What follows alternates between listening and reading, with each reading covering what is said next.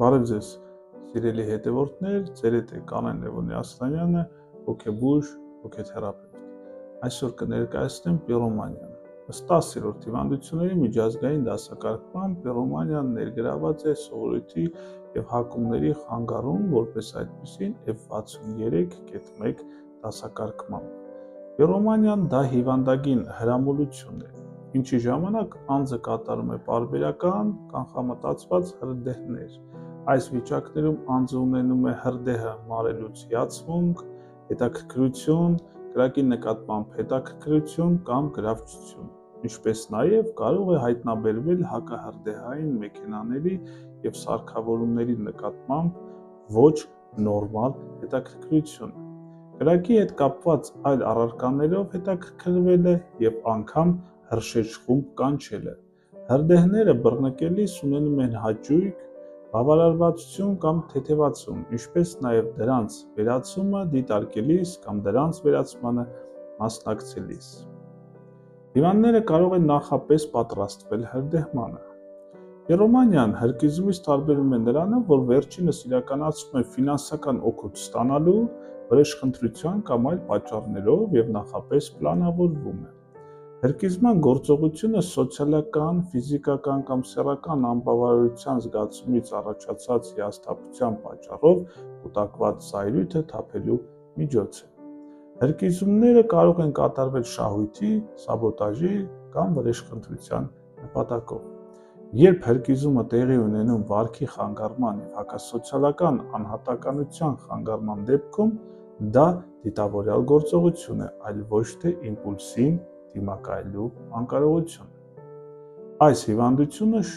շատ ավելի տարածված է տղամարդկանց մոտ, քան կանանց մոտ։ Հարաբերակցությունը մոտավորապես 8:1 է։ Ֆրեյդը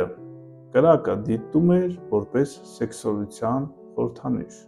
Նա հավատում էր, որ կրակից արտանետվող ջերմությունը առաջացնում է նույն սենսացիաները, որոնք ուղեկցում են սեռական գրգռման վիճակին, և բոցի ձևն ու շարժումները գործողության մեջ ֆալոս են հիշեցնում։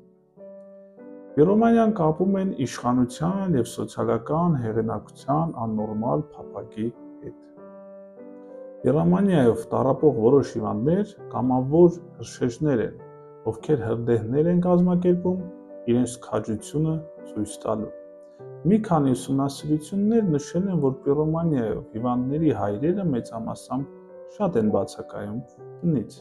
Այսպիսով, հրկիզման բացատրություններից մեկն այն է, որ այն ներկայացնում է բացակայող հորցանկությունը, տուն վերադառնալ որպես փրկարար, մարել կրակը և ազատել երեխային դժվար վիճակից։ Պիրոմանիայի ժամանակ հրկիզումները էպիզոդիկ են և կարող են կամ ուժեղանալ, կամ թուլանալ։ Բուժում ստացած երեխաների կանխատեսումը դրական է։ Մեծահասակների կանխատեսումները տարբեր են, քանի որ նրանք հաճախ հերքում են իրենց գործողությունները։